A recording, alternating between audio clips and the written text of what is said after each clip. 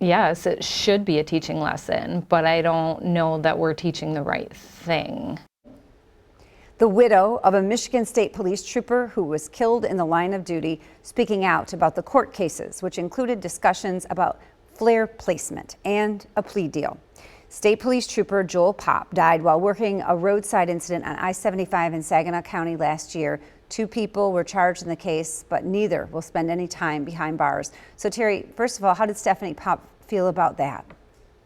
Well, Angie, she was not happy with the verdict in the trial in the one case, but agreed with the plea deal the Saginaw County Prosecutor's Office worked out in the other. And she doesn't think flare placement had anything to do with her husband's death. She says it was something else. He was a good dad. He was one hell of a troop.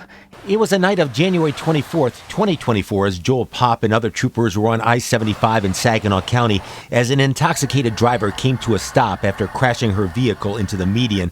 Brooke Allen was found not guilty by a jury of causing Popp's death, a verdict Stefanie Popp did not agree with. Chose to drive a car while under the influence of meth and just be slapped on the wrist with an OWI.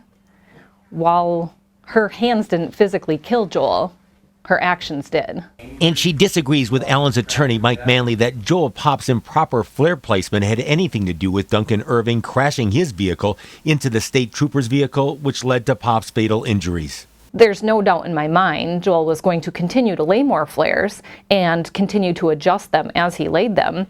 Stefanie did agree with the prosecutor's decision to allow the 82-year-old Irving to plead no contest to a moving violation causing death and will spend no time behind bars. Some on social media were upset with the plea deal. So when he wasn't charged with what people thought he should be charged with, and then found out that I was behind agreeing to this plea deal, then people started coming after me personally and wanting to put the blame on me. She believes Irving was in the wrong place at the wrong time and is satisfied he has relinquished his driver's license.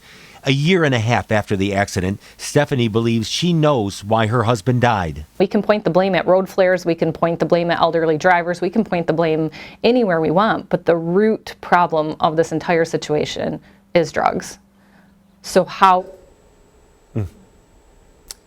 I think Stefanie's last line was, so how do we deal with that?